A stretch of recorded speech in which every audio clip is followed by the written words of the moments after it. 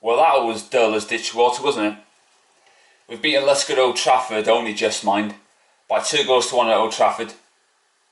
7-1 on aggregate, which means on Monday night we go to Cologne in Germany to face FC Copenhagen in the quarterfinals of the Europa League, obviously. On to the goals.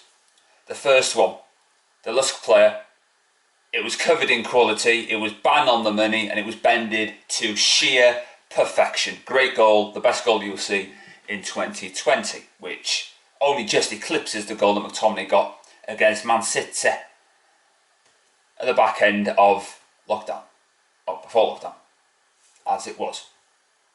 We then equalised virtually straight away. Ole Gunnar Nobed getting more luck.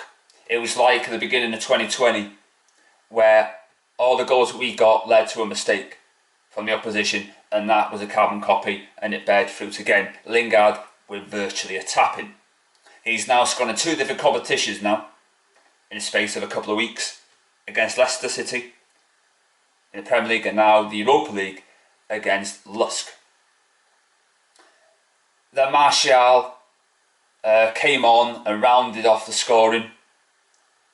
Dribbles forward, goalkeeper makes an error, it squirms under his body and it goes in the net.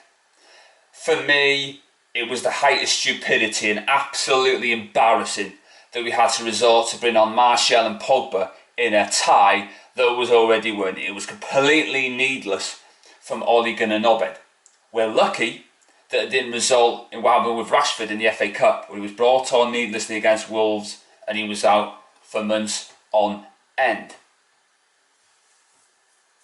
Lingard had a sulk when he come off. Fred had a sulk when he come off. It should be a privilege and not a chore to play for Manchester United. Why are they sulking? It's ridiculous. If you played better than you should have done, then you wouldn't have been taken off, would you? You know what I mean? It's unprofessional. They shouldn't have done it, and need to book their ideas up pretty quickly. You know what I mean? So I don't want to see that. That is embarrassing, and it's in front of the television cameras as well. Lingard having a fucking sulk. He had that sob story that he come out with, didn't he? That wouldn't look out of place on the X Factor, would it? He would sail through to the final and bloody win it. I mean, Jesus Christ. You're playing for Man United. You know, loads of money.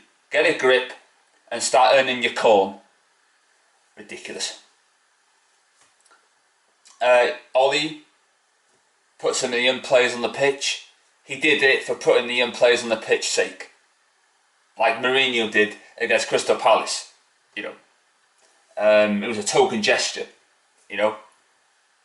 They're both similar, more than they're letting on. They're one of a kind, 2 of a kind, and they, you know, think that playing youth players means that it puts Manchester United on the map again. It doesn't. I thought Williams was absolutely dreadful again. Him and Fusamens is like, and Sean as well, into the mix. That they've won a competition at the back of a Maltese, at the back of a cornflakes packet to play for Manchester United. That's what it seems like. You know, Williams out of position when Lask almost scored. He's the sort of player that is not really a player. He should be having a modelling contract. You know what I mean? He's got all the hair. He thinks, you know, he doesn't want his hair to be messed up. It's like Pogba. He doesn't want his hair to be messed up because, you know, they want to show the hair cut off in front of, this time round, nobody in particular. So I thought he was dreadful. Passing it backwards and forwards, you know, in a zig and a zag. Ridiculous. Shouldn't be doing that. But we're through now, and we'll see what happens on Monday night, won't we? And Alexis Sanchez looks like he's going to go now tomorrow morning. You know, it didn't work out. There's proof on Twitter, I was not happy with the swap deal. I would have kept Mkhitaryan, and I think now others would as well. You know, deep down, if they actually admit it. Thanks for watching, and I'll see you next time for more of the same.